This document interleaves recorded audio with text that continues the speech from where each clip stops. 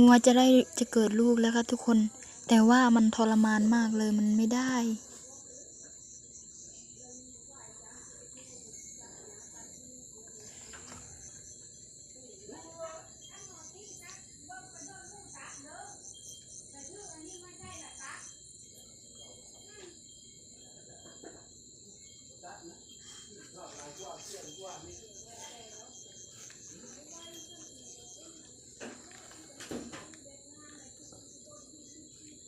เฮ้ยออกมาแล้วทุกคนออกมาแล้ว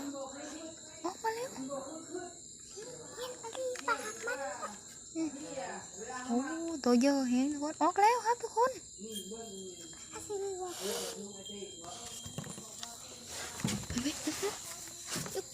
โอ้ย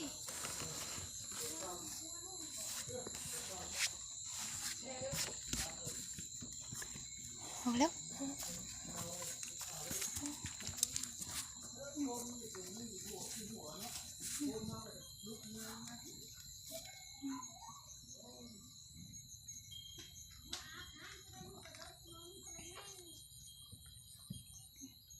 เฮ้ยตก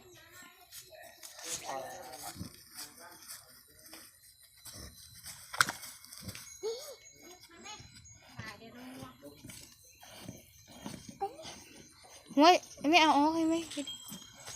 ปากมันเดี๋ยวเอาลูกเดี๋ยวเอาเด้ออย่าเอาไปกินสิตายแล้วเพื่อมันจะได้ออกใหญ่แห้งมีแต่กระดูกข้างมั้งแม่เธอดูตัวแม่เถิกบึงวายหีเลยแม่บ่เห็น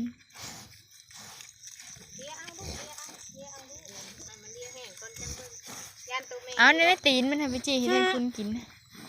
กูอยากอยู่กูบอกล้าเก๊กกูอยากกินติ้งแกะตีนก่อนคอยแกะตีนแกะให้จีกินแน่ลูกล่ะ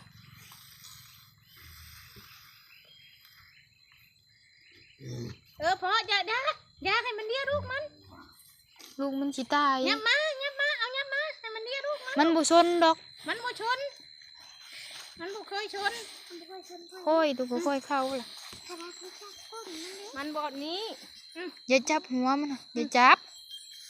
มันขี้เฮ็ดยังกูให้มันเฮ็ดจังหรอกมันไม่เคยหาแกะตีนเล็บงัวน้อยทุกคนก็แกะบ่เป็นวะ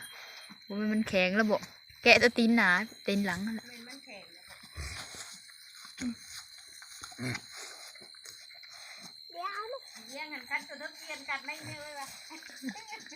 ตัวใหญ่แกะเล็บกับบ่เป็น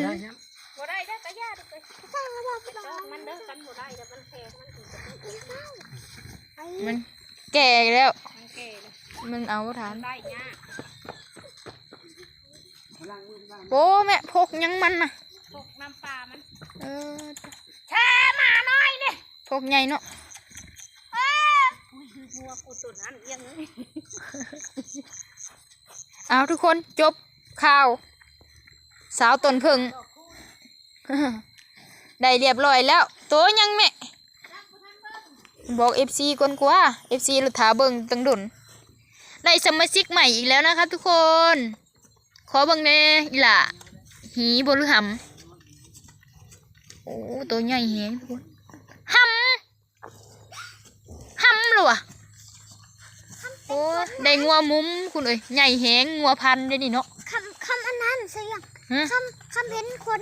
มันนำหำมันคำอันตัวบ่นอันนั้นตัวใหญ่แฮงเลยมันจะหนอกบ่ได้ใหญ่ได้ออกมาใหญ่กว่าคนงัวเฮาเนี่ยงัวเฮาหากันได้เท่าได้มือนะใหญ่กว่าแล้วองเนี่ย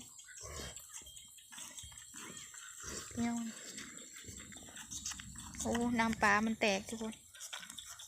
ทรมานจังเลยเนาะสู้ๆเป็นแรงใจให้นะคะทุกคนไปก่อนแล้วทุกคนเอ้ยแบตกระเบิดแล้ว